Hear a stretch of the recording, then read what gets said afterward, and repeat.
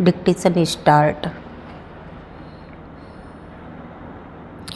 महोदय, प्रतिरोध के इतिहास में नाराजगी सड़कों पर उतरती है।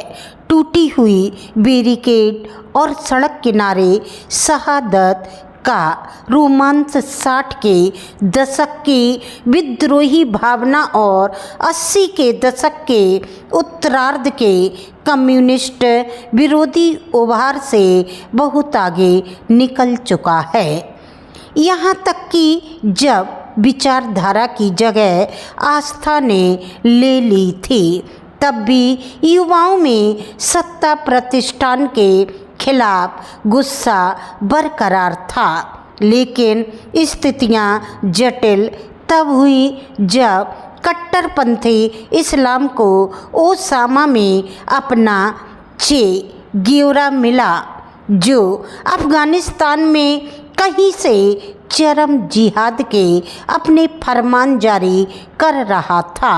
एक फ्रांसीसी विद्वान, जिसे कट्टरपंथ का इस्लामीकरण कहते हैं, उसका समय अभी पूरा नहीं हुआ है। बेशक उसके पास अब कोई नायक ना रह गया हो। ढाका की सड़क सेनानी सिर्फ दमनकारी नेतृत्व के खिलाफ नहीं लड़ रहे थे, उनमें से कुछ लोग धर्म विशेष के अनुसार स्वीकार्य विकल्प के लिए लड़ रहे थे। ऐसे में सवाल उठता है कि क्या हसीना के बाद के बांग्लादेश में स्वतंत्रता का मूल्य लोकतांत्रिक रह सकेगा? अब इसे इच्छा कहा जाए या विवाद की स्वतंत्रता के सिपाही सड़कों पर उतर आते हैं और कई लोकतंत्र से होने भी देते हैं। मीडिया जिसे अति दक्षिणपंथी ठगी कहता है, वह अब इंग्लैंड को भी अपनी गिरफ्त में ले रही है।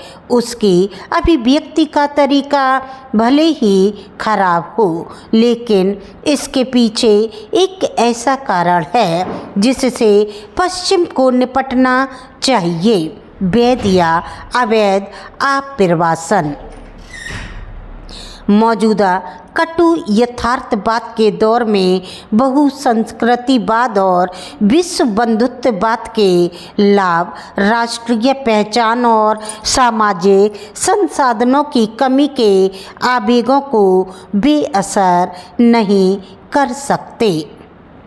अति दक्षिणपंथी लोग बोझ से दबे राष्ट्र के एकमात्र पैरोकार बन गए हैं, क्योंकि मुख्यधारा की राजनीति चाहे दक्षिणपंथी हो या वामपंथी, के पास आप्रवासन को लेकर कोई ईमानदार प्रतिक्रिया नहीं है।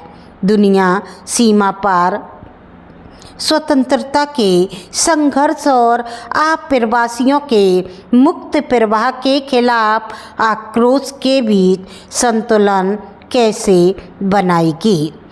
स्वतंत्रता एक सौदेबाजी भी है। पुतिन की युद्ध मशीन के खिलाफ यूक्रेन की आत्मा रक्षा शायद गाजा की सुर्खियों में खो गई है।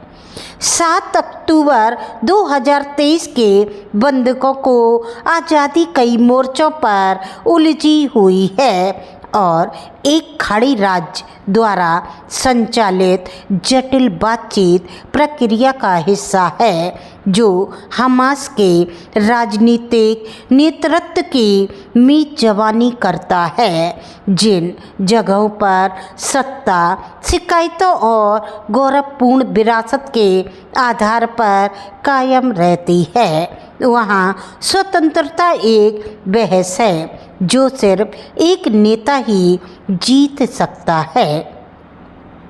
पर हमेशा के लिए नहीं। भारत जैसे देश को अपनी आज़ादी के 78वें साल में इस बहस को लोकतंत्र की बुनियादी बातों को नुकसान पहुंचाए बिना बदलाव की राष्ट्रीय ज़रूरत में बदलना होगा।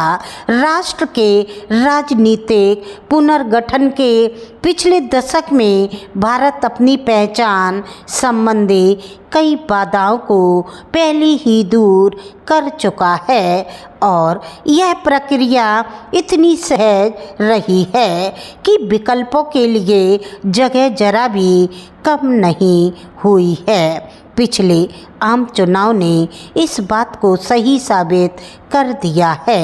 सत्ता अपनी नैतिकता तभी बनाए रखती है जब लोकतंत्र को उसके नेतृत्व द्वारा खतरे के रूप में ना देखा जाए।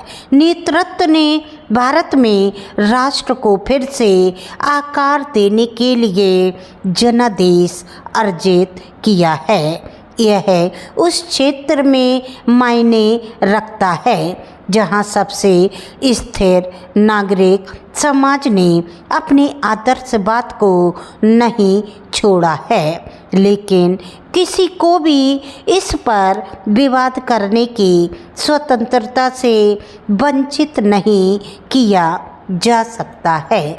ये बच्चों थोड़ा टफ है डिक्टेशन, तो आप लोग अगर एक बार में ना लिख पाए तो इसे दोबारा लिखें, बीच में कठिन शब्दों का अभ्यास करें, लेकिन ऐसा ना करें कि टफ कह के छोड़ दें, क्योंकि अगर आप लोग टफ शब्द नहीं लिखेंगे तो आप लोगों को कैसे लिखना आएगा। फिर ये न्यूज़पेपर की है, तो आप लोगों को डिक्टेशन अच्छी लगी तो आप लाइक करें, सब्सक्राइब करें। That's all.